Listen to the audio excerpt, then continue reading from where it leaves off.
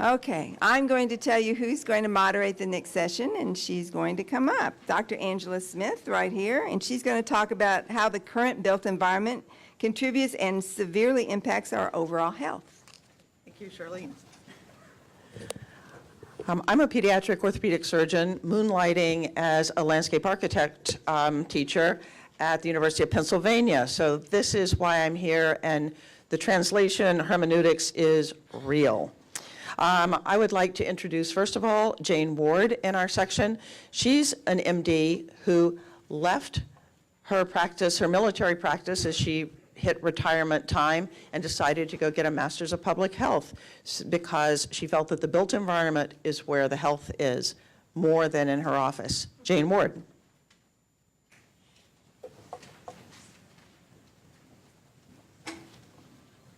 That's the only one. This on the side. Okay. I need to get the instruction on the fatal button to avoid. Welcome to all of you, and thanks very much for coming. I'm so glad to see so many people from so many different professions and different lines of thinking and working, all coming together on health in buildings. I've really enjoyed the 3 years that I've been with the Health in Buildings Roundtable. Thanks to Charles for inviting me, and thanks to just the serendipity of going to the Federal Summit on Green Buildings a few years ago.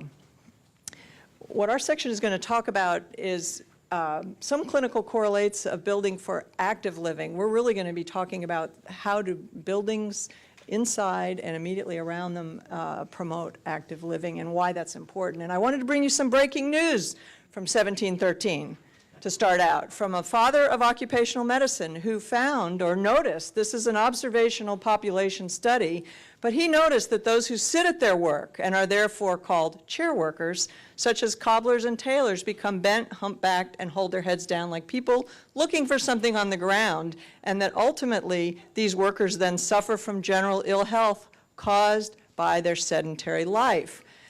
Now that is something that maybe we have moved to if you look at the top line here.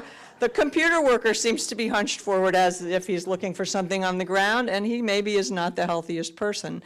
And the guy down below is obviously made most of his time spent walking to the Big Gulp and away from Mayor Bloomberg's territory. In light of the very sad happenings of last Monday, for those of you who have probably couldn't avoid the news of the Boston Marathon dramatic terrorist attack, Dr. Carmona, who was our Surgeon General a few years back, gave a whole series of talks, and still does, still includes this comment in his talk, but I heard him talking about obesity prevention in San Antonio back in 2005, and the line that stuck with me was, obesity is the terror within.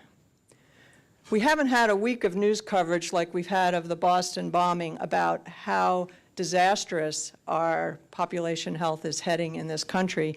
And he's pointing out that as we become unfit from the combination of poor diet and sedentary lifestyles, we are going to be overwhelmed financially. And I think the cost of health in the country now is something like 17% of GDP. It's pretty high and it's growing.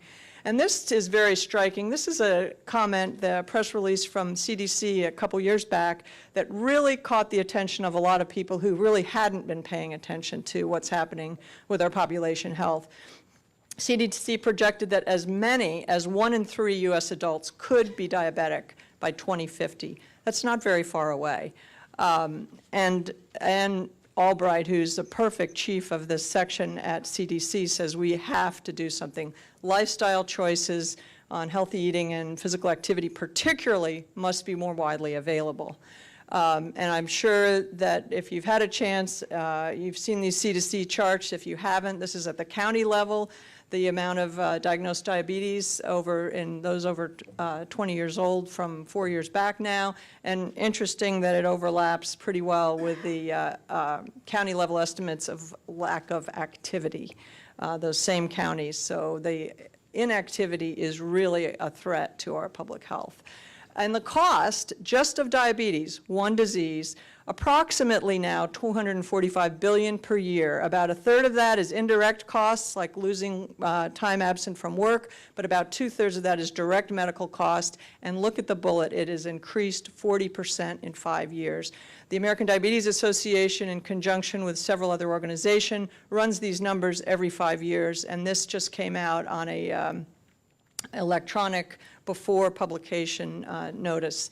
And from my clinical perspective, in order to keep up with these diabetics, we, eye providers, have to be doing an eye exam every 24 seconds to meet standard of care. That's 24/7, 365. That's just one example of how we can't keep up with this.